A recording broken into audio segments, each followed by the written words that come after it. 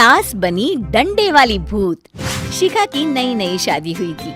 उसका मायका और ससुराल दोनों कानपुर में ही थे, इसलिए उससे मिलने उसके भाई अक्सर आते जाते रहते थे। ये बात शिखा की सास मीना को बिल्कुल पसंद नहीं थी।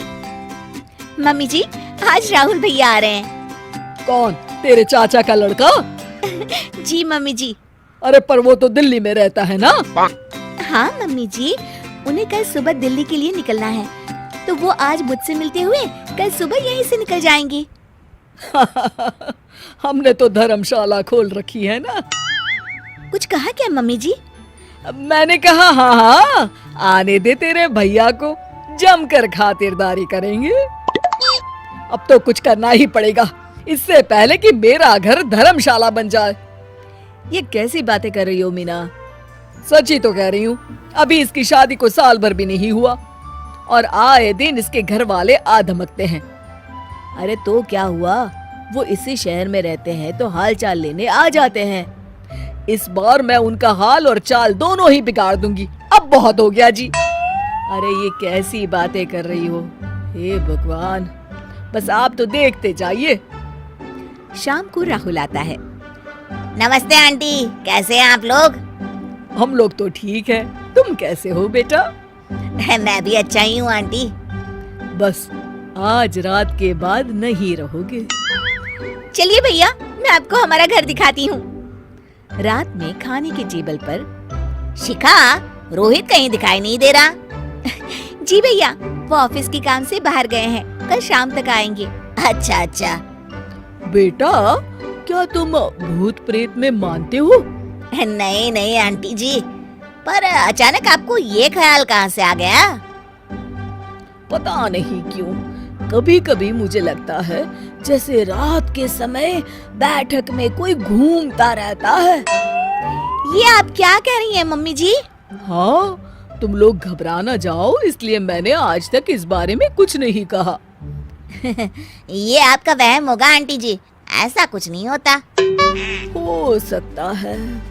चलो अब मेरा सोने का टाइम हो गया है तो चलती हूँ मैं। शिखा बेटा, राहुल के सोने की व्यवस्था वहीं दीवान पर कर देना। जी पापा जी। अब चलिए भी।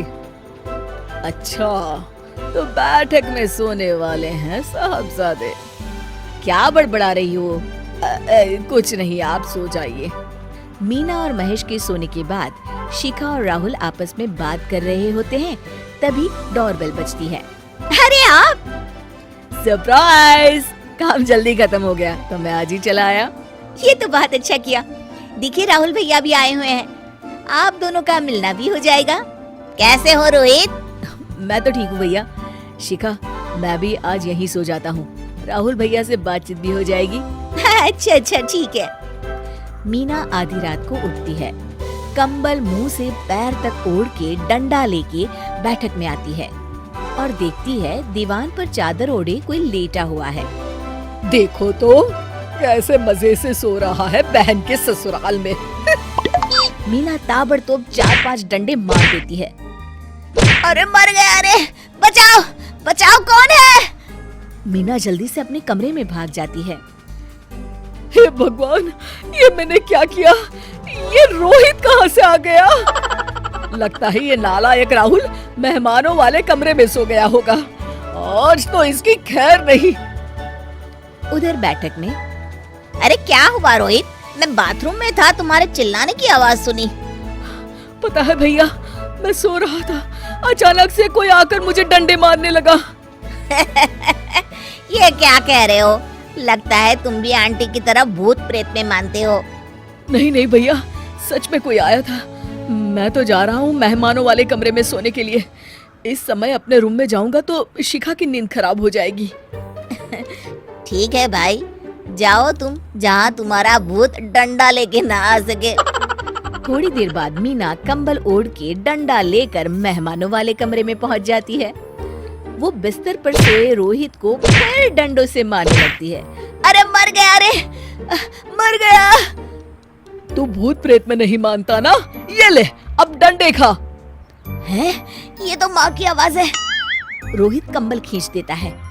बेटा तू अरे ये क्या कर रही हो माँ? मार मार के मेरा भरता बना दिया आपने।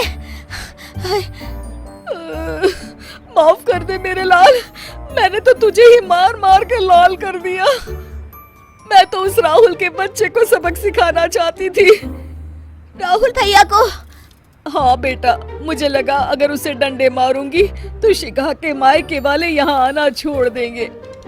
हे भगवान, माँ ये घर शिखा का भी है, उसके घर वाले जब चाहे आ सकते हैं।